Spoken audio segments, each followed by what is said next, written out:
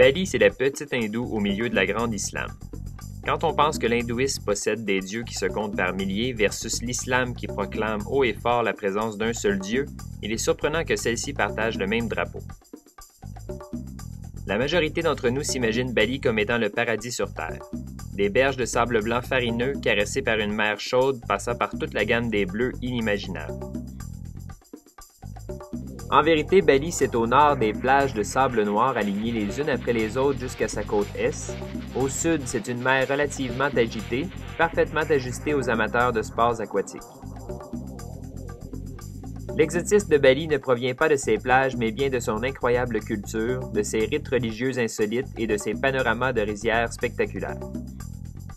L'exotisme de Bali, c'est l'essence de son peuple et c'est dans les montagnes qu'on la retrouve. Malgré la popularité touristique démesurée de l'île, les Balinais conservent les habits traditionnels. Pendant qu'a lieu une des nombreuses cérémonies, on peut apercevoir les femmes portant des offrandes pyramidales gigantesques et les hommes arborer des fleurs dans les cheveux.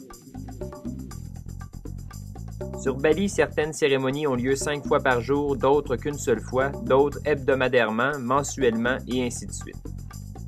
Tous les jours, on asperge son porche et devant, on y dépose des petites offrandes florales accompagnées de bâtons d'encens parfumés.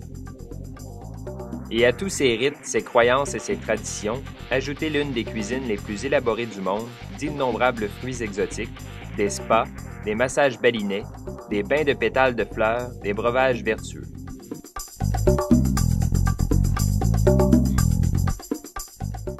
Ceux et celles qui nous suivent déjà depuis quelques années savent que nous prenons toujours une pause dans nos voyages, des vacances de nos vacances.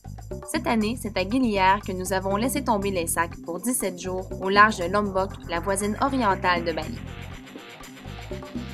Les 3 Guinées, au nord-ouest de Lombok, sont séparées par seulement quelques centaines de mètres d'eau turquoise. Par contre, elles sont très différentes et chacune d'elles attire sa clientèle bien particulière. La première, Gili Trawangan, attire depuis longtemps les ravers du monde entier, offrant tout ce qu'un amateur de musique électronique et de nuit blanche peut espérer.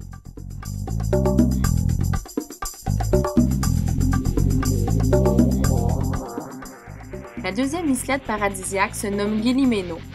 Elle est la plus tranquille des 3, donc idéale pour un voyageur en quête de solitude, de méditation et de silence.